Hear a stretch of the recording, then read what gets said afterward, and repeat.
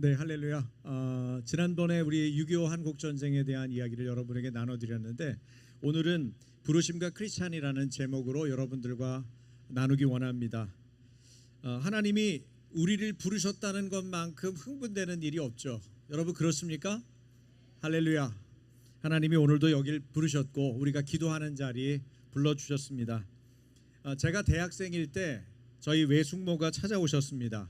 외삼촌이 사업을 하시다가 망해서 그 당시에는 교회 망하고 나면 교회로 찾아오죠. 크리스찬들은 교회 와서 밤새도록 기도하고 살고 계실 때 이분이 교회에서 자기 자신과 가정을 위해서 기도하기도 바쁘고 마음이 쏟아져 있을 텐데 하나님이 저에 대한 말씀을 하셨다는 거예요. 그래서 제가 대학생일 때 신학을 해야 되겠다고 그렇게 와서 저를 이렇게 말씀을 전해주러 오셨어요. 그래서 제가 잘 모르겠다고 그렇게 말씀을 드렸죠. 그런데 그 후 한 차례 외숙모가 몇 달 있다가 또 오셔서 그 얘기를 하시는 겁니다. 하나님으로부터 들은 음성을 제게 전해주는 것이죠. 너무 고마운 일이지만 그 당시에는 제가 마음이 좀 불편했습니다. 그래서 외삼촌 아들 이름을 들먹이면서 외숙모 그러지 말고 누구에게 아무개나 신학 공부시키지 그러세요. 아니 하나님이 그렇게 중요한 게 있으면 저한테 직접 말씀하시겠지 왜 외숙모한테 말씀하시겠어요? 여러분 그렇지 않겠습니까? 네, 하나님은 우리를 부르실 때 정말 중요한 것을 말씀하려고 할 때 우리를 직접 찾아오셔서 우리에게 말씀하시죠. 그런 분입니다. 그렇죠? 정말 그랬습니다. 하나님은 그 후 수년이 지나고 제가 직장 생활을 시작한 지 한 1년이 넘어서 있을 때 그때 주일 예배 중에 목사님의 설교 시간에 아주 분명하게 저에게 직접 다가오셔서 말씀을 해 주셨습니다.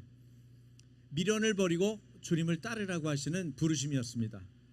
얼마나 뚜렷한지 변명의 여지가 없었고 그래서 그 음성을 따르기로 결단한 순간에 한없이 정말 한없이 그렇게 눈물을 흘렸습니다. 회개와 결단의 눈물이었죠. 그리고 그 눈물이 흐른 다음에 제 두 어깨에 그렇게 무거운 쇠사슬이 있었는지 몰랐는데 무거운 쇠사슬 같은 게 이렇게 벗겨지는 느낌, 그런 느낌을 강하게 받았습니다. 저는 미련 없이 직장을 정리하고 신학 시험 준비에 길을 들어섰습니다. 그래서 저는 하나님이 부르셨으니까 그 해에 바로 붙여주실 줄 알았어요. 근데 그렇게 되지 않더라고요.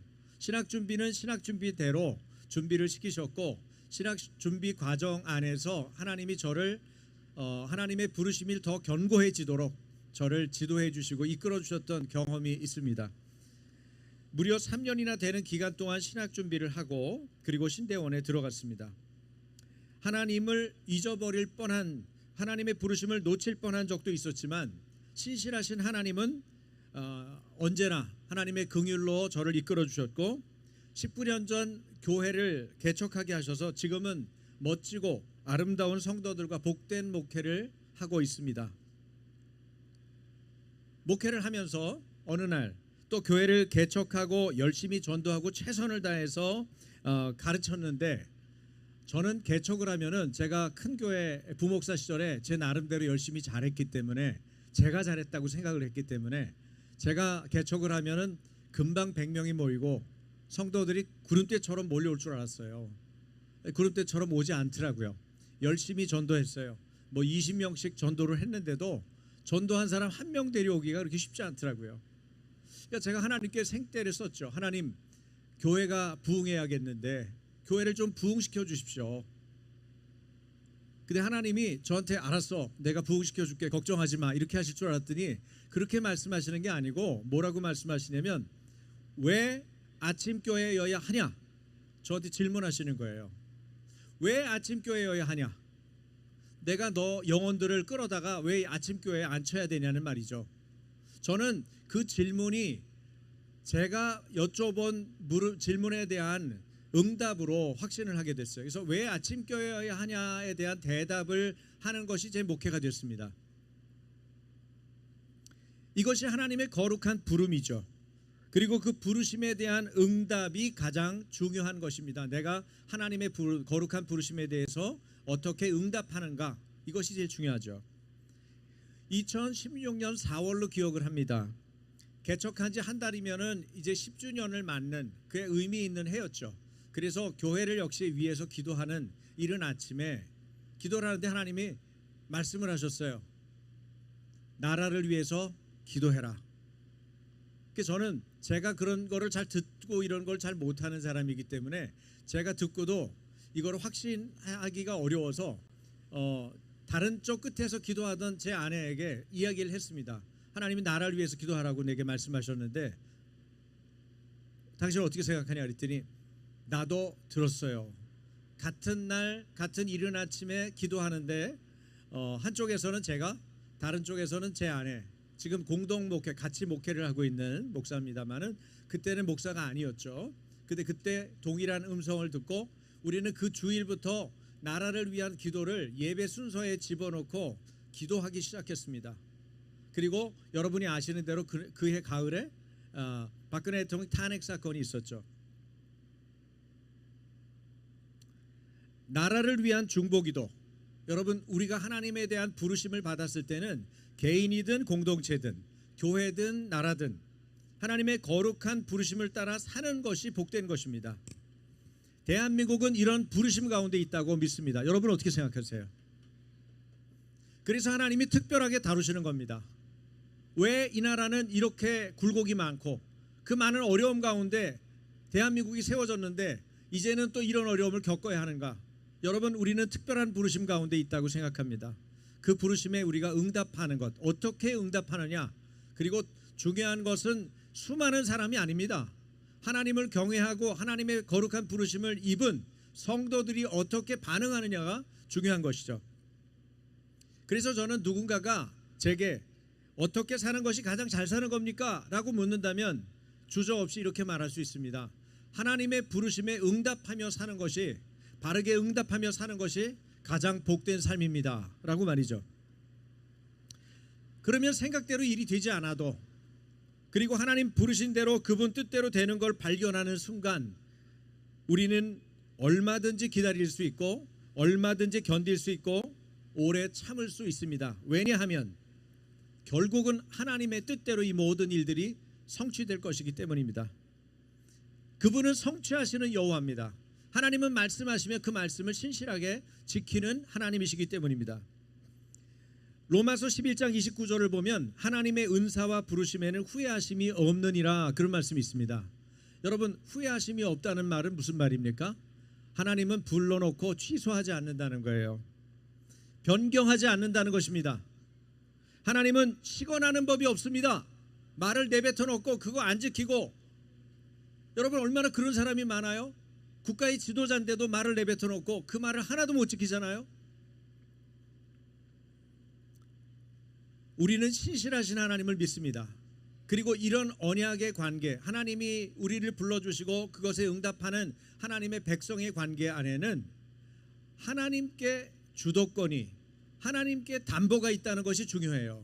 만약에 연약한 우리 편에 이 문제가 있다면 언제나 흔들릴 수 있는 변수가 있지만, 신실하신 하나님 편에 그 주도권과 담보가 있다면 우리는 흔들리지 않고 이 일을 해나갈 수가 있는 것이죠. 그리고 하나님의 일은 성취되는 것입니다. 중요한 거는 하나님이 진짜 부르셨냐, 이것을 알고 깨닫는 것이죠. 여러분 부르심의 의미에는 하나님 앞에서 우리가 어떻게 살아야 하느냐, 여기에 대한 대답을 할 수 있는 여러 가지 특징들이 있습니다. 여기에 대한 존재론적인 실천적인 부름을 우리가 생각해 봐야 해요. 여러분 부름에는 크게 세 가지가 있다고 말씀드릴 수 있습니다.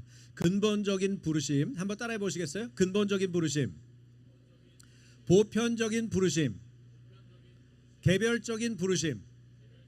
네, 이런 세 가지 부르심이 있습니다. 우리가 예수님을 구주와 임금으로 믿고 인격적으로 받아들인 건 하나님의 은혜요 선물입니다. 우리는 그리스도 안에 있는 자녀입니다. 물론 예수 그리스도의 이름, 그 이름의 권세를 가지고 일하는 권세 있는 자녀가 있는가 하면 그렇지 못한 자녀도 있겠죠. 어쨌든 근본적인 부르심은 하나님과의 관계의 회복으로부터 출발합니다. 우리는 예수 그리스도 안에서 거룩하게 부르심을 받았습니다. 디모데후서 오늘 읽었던 본문에는 하나님이 우리를 구원하사 거룩하신 소명으로 부르심은 이렇게 말하고 있거든요. 구원 자체가 하나님의 부르심입니다. 우리의 정체성은 세상 속에서 구별되어 하나님의 백성이 되었다는 것입니다. 할렐루야. 이름하여 에클레시아라고 그러죠. 헬라어로 에클레시아는 세상에서 구별하여 불러내어진 하나님의 백성, 공동체, 바로 그 교회를 말하고 있습니다. 바로 우리입니다. 세상에서 구별해서 불러내어진 존재. 그것이 얼마나 큰 자부심을 가는지 모릅니다.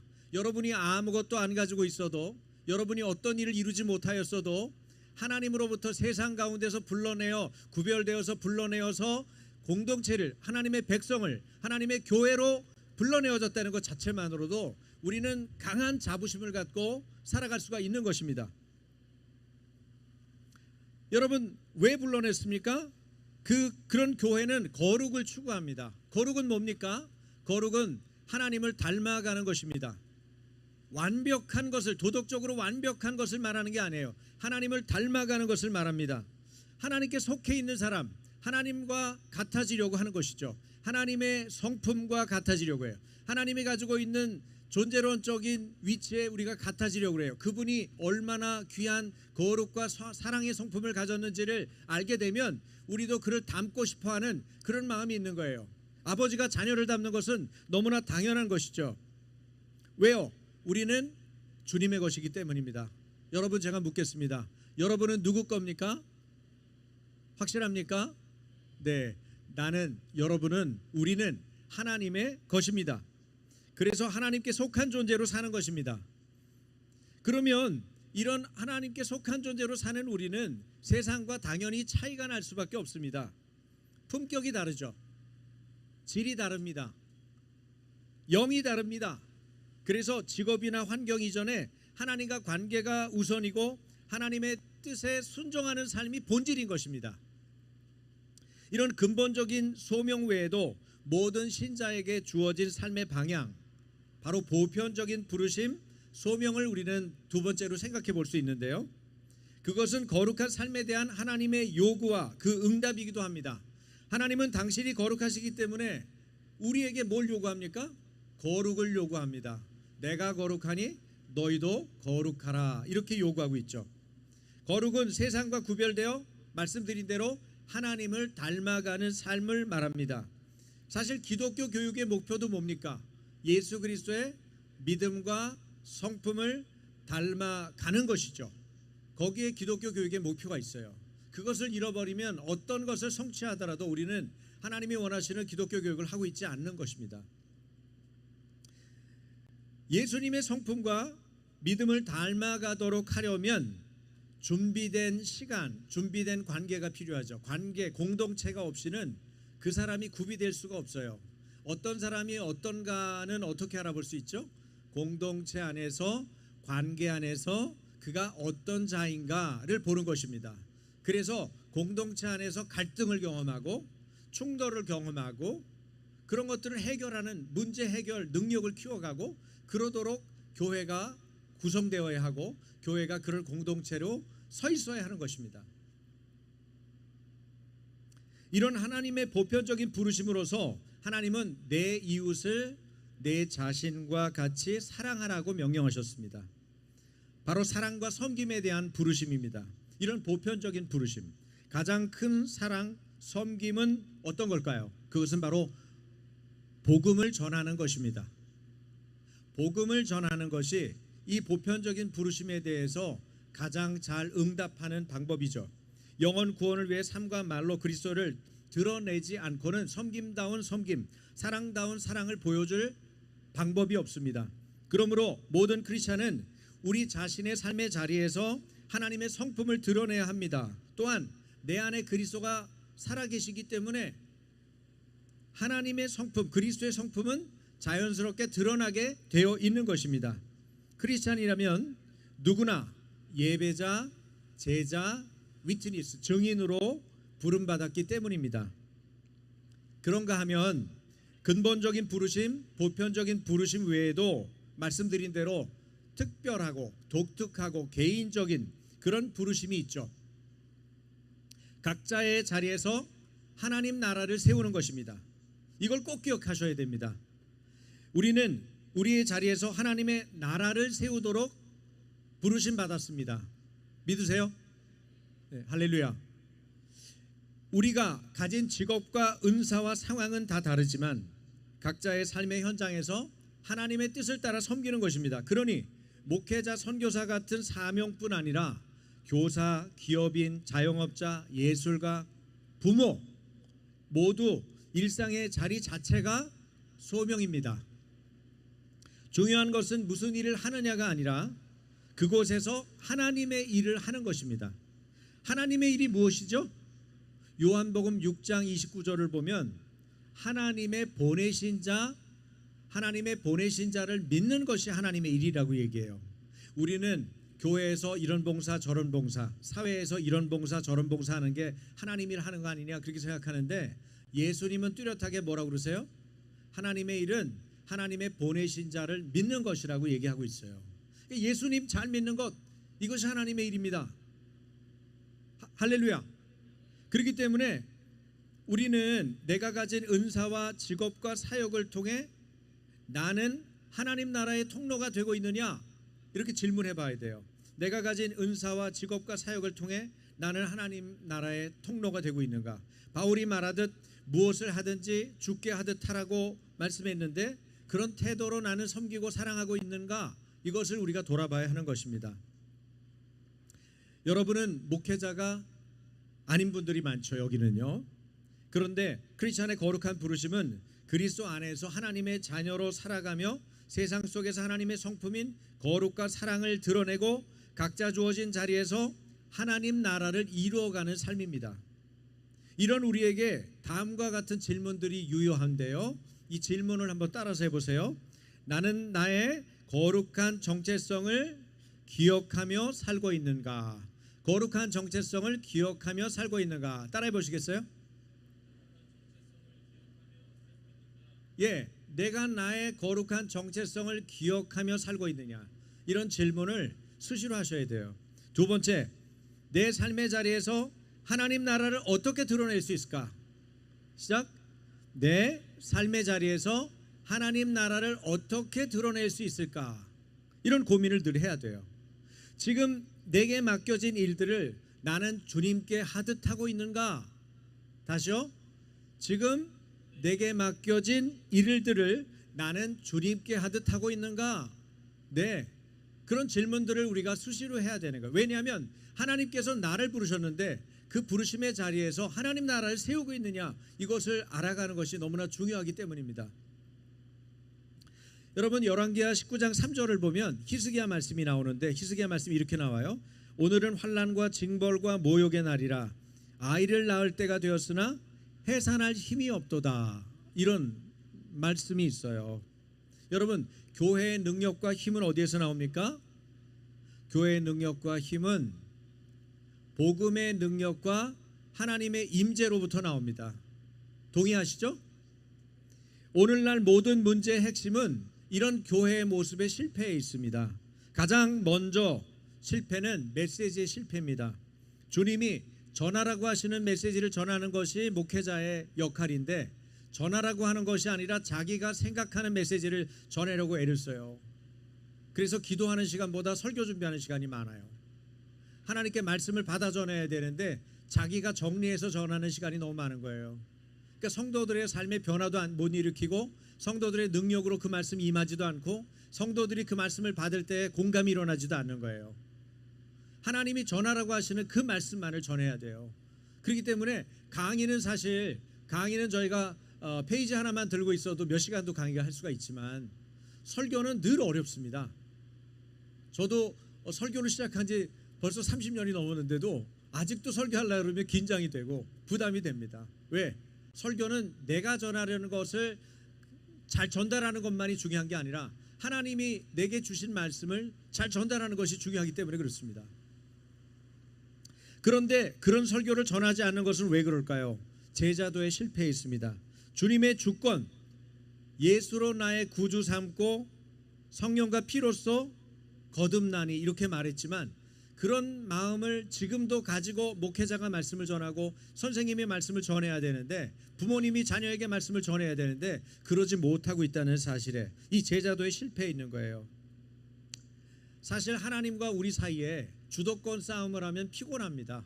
여러분, 신앙생활할 때 하나님께 주도권을 확실하게 드리지 않으면 신앙생활을 굉장히 피곤하게 할 수 있어요. 하나님이 말씀하시면 뭐든지 말씀한 대로 하겠다라고 하면 목회도 쉬워집니다. 교회를 담당하는, 운영하는 목사 입장에서는 몇백 명, 몇천 명 되는 만약 목회자가 어떤 일을 한다고 생각해 보세요. 얼마나 머리가 아프겠어요. 그 성도들을 사랑한다고 생각해 보세요. 더 머리가 아프지 않겠습니까? 그분들을 세우고 그분들을 위해서 기도하고 그분들의 문제가 생기면 자기 문제처럼 여긴다 그러면 얼마나 힘들겠어요. 그럼 그걸 극복하는 방법이 어디 있습니까? 그것을 극복하는 방법은 하나님이 말씀하시는 일에 주력하는 것입니다. 그렇지 않으면 목회를 감당하는 것 자체가 큰 스트레스가 돼서 사실은 여러분에게 뭐 밝혀도 되겠죠? 많은 목사님들이 질병에 걸려 있어요. 정신적인 어려움 가운데 있어요. 영적인 눌림 가운데 있어요. 여러분 교회 목회자들을 위해서 기도해야 돼요. 그런데 우리가 성령에 사로잡히고 하나님께서 말씀하시는 일에 주력하게 되면 목회하는 것이 즐거워집니다. 왜? 자기로부터 무게가 하나님께로 건너가기 때문입니다. 그래서 성도들을 누굴 돌봐야 될지 하나님 말씀하시면 그 성도에 주력하면 돼요. 어떤 일을 하라고 그러면 그 일에 주력하면 돼요. 모든 걸 백화점처럼 나열하면서 일을 할 필요가 없어요. 그러니까 즐겁고 복되게, 그러면서도 하나님이 건강도 주시고 그걸 일어나서 그 일을 감당하게 하시는 거예요. 부르심을 따라 목회하는 것은 목회자만은 해당되는 게 아니에요. 여러분의 일상과 삶의 현장에서도 여러분이 개별적이고 독특한 부르심에 대해서 바르게 응답하고 그 일에 주력하게 되면 여러분의 그 부르심에 응답하는 삶 때문에 행복한 복된 삶을 누리게 되는 겁니다. 할렐루야. 교회의 능력과 힘은 복음 증거와 하나님의 임재에 있습니다. 그리고 소속을 하나님께 분명히 두고 하나님께 주권을 분명히 하면 내 무게가 하나님께로 건너가기 때문에 나는 진리 안에서 자유로움을 경험할 수가 있어요. 주도권 싸움으로 피곤하지 않습니다. 그래서 여러분에게 아까도 그 얘기를 물어본 거예요. 여러분 누구 겁니까? 여러분 누구 거예요? 네, 그 고백을 분명히 하세요. 아침에 여러 가지가 휘둘리고 남편이 여러분에게 불편한 마음을 해가지고 마음이 곤란한 마음이 생기면 어떻게 하면 되죠? 하나님, 저는 남편 게 아니라 하나님 겁니다. 아침에 기도하세요. 네, 애가 속속이세요?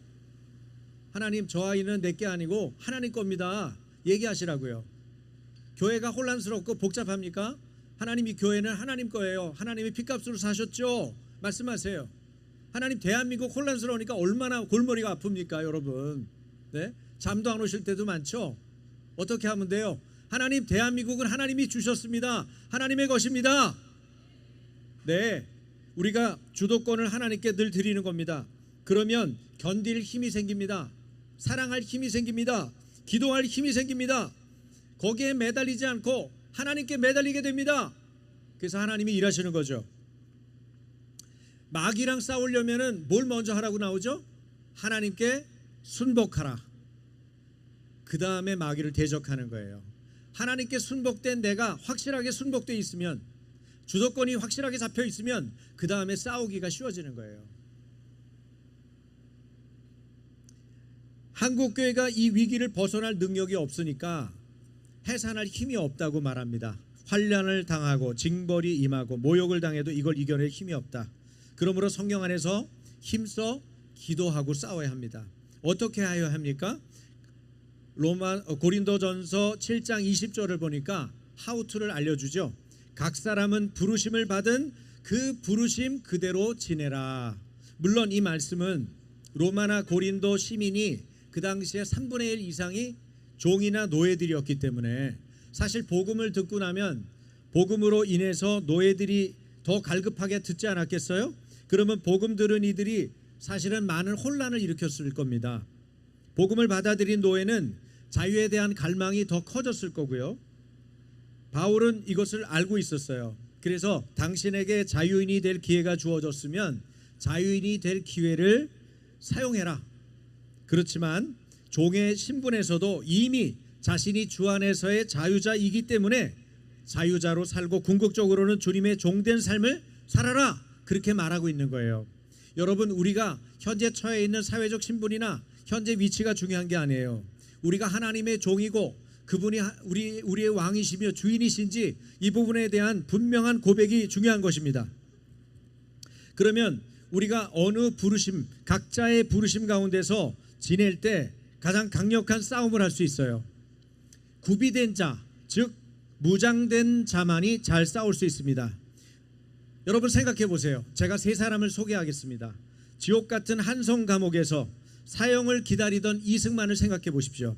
그는 1899년 2월달 23세 선교사가 넣어준 영어 성경을 읽다가 하나님의 거룩하신 부르심을 받고 구원을 얻습니다. 착고로 채워진 몸이 자유롭지 못했지만 하나님과의 진한 만남을 통해서 그는 온전히 변화되죠.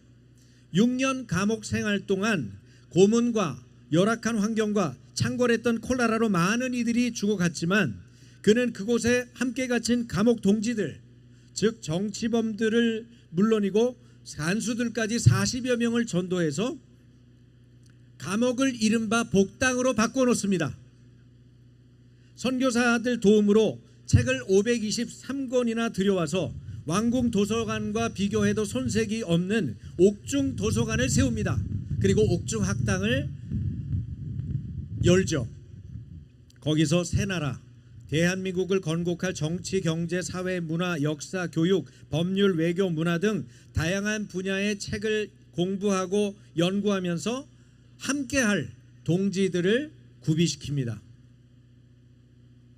여러분, 또 한 사람을 소개하겠습니다. 미국의 트럼프 대통령입니다. 이 트럼프 대통령은 기독교, 자유민주주의, 서구 문명을 지키려는 뜻에서 자신의 근무하는 곳에 처칠 수상의 얼굴을 가져다 놓고 레이건 초상화를 사무실에 걸어 놓습니다.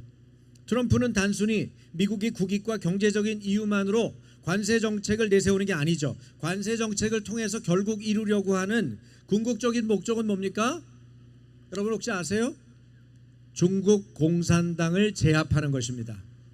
모든 목표는 중국 공산당을 제압하기 위해서 관세 정책이 돌아가고 있다는 것을 여러분이 보시고 퍼즐을 맞춰 보시기 바랍니다. 트럼프 대통령이 어째서 그렇게 세계에서 일어나는 많은 전쟁을 멈추는 일에 힘쓰고 있느냐고 어떤 기자가 물었더니 이렇게 대답했어요. 모두가 내게 노벨 평화상을 받아야 된다고 말하지만 나에게 진정한 상은 수많은 사람들이 끝없는 영광 없는 전쟁에서 더 이상 죽지 않음으로써 아들, 딸들이 부모와 함께 자라날 수 있게 되는 것입니다. 내가 신경 쓰는 것은 상을 받는 것이 아니라 생명을 구하는 것입니다. 거룩한 부르심에 응답하는 여러분 트럼프 대통령을 위해서 함께 기도하면 좋겠습니다. 세 번째 소개할 분은 여러분이 잘 알고 있는 31살 나이로 순교한 찰리 커크입니다. 찰리 커크라는 말은 스코틀랜드 말로 교회라는 뜻이라는 거 아시죠? 이 찰리 커크는 하나님의 거룩한 부르심에 응답하여 18살에 터닝포인트 USA를 창립했습니다. 그는 여러분이 잘 아는 대로 안타깝게도 얼마 전 순교했지만 성도의 죽음을 존귀히 여기시는 하나님께서 당신의 일을 찰리 커크의 순교 이후에 더 강력하고 폭넓게 성취하고 계십니다. 가는 곳마다 항상 하나님을 앞세우고 복음을 우선으로 여겼던 그의 헌신과 죽음을 통해 지금 미국은 물론 유럽에 또 아시아에 이 대한민국 이 땅에 사람들이 교회로 그리스도께로 돌아와 헌신하고 있습니다. 한 젊은 친구가 죽었고 우리가 본 적도 없는 친구인데 그 친구가 죽은 것 때문에 많은 사람들이 자신의 신앙을 도전하고 내가 예수 그리스도를 바르게 고백하고 있는지 그 부르심에 대해서 다시 생각해보며 확신하게 된 것입니다. 이것이 하나님이 한 일입니다. 그리고 하나님이 하고 계시는 일입니다. 하나님의 거룩한 부르심을 생각하고 회개하고 돌이키도록 하나님은 우리를 이끄시고 계시는 거예요. 마귀의 미국뿐 아니라 전 세계 곳곳에서 소멸되고 있음을 여러분 보시기 바랍니다. 이분들의 공통점은 거룩한 부르심의 성령의 인도를 받아 응답한 사람들이라는 점입니다. 자신의 안락과 이익, 심지어는 생명까지 내어놓고 하나님의 말씀과 뜻에 순종하며 살았고 사는 것이죠. 믿음으로 삶을 살아내는 길, 하나님의 부르심에 응답하는 것, 이것이 우리 크리스찬들이 해야 할, 지금도 마땅히 해야 할 그 일입니다. 그러면 하나님께서 세상을 변화시키시죠. 그들의 삶의 자리에서 하나님의 나라를 이루어가는 삶을 살게 하시는 것입니다. 오늘날 위기를 만난 대한민국, 한국교회 역시 일어나야 할 일 아니겠습니까? 사랑하는 여러분, 모든 부흥은 바로 나로부터 시작합니다. 내가 부르심에 바르게 응답할 때 내가 속한 가정, 교회, 직장, 사회, 국가도 주님의 부르심의 응답으로 새로워질 것을 믿습니다. 해야 할 마땅한 일을 하기 위해서 하나님께서 보내주신 예수님 잘 믿으면 좋겠습니다. 네, 우리 찬양하고 기도하겠습니다. 하나님의 부르심 우리 함께 찬양하고, 그리고 이 가사말을 생각하면서 제가 올려드리는 기도 제목 하나하나를 가지고 우리 한 4분씩, 3개인데요 기도 제목이 3개인데 4분 정도씩 같이 기도하고 마지막에 하나님의 부르심을 한 번 더 부르도록 하겠습니다.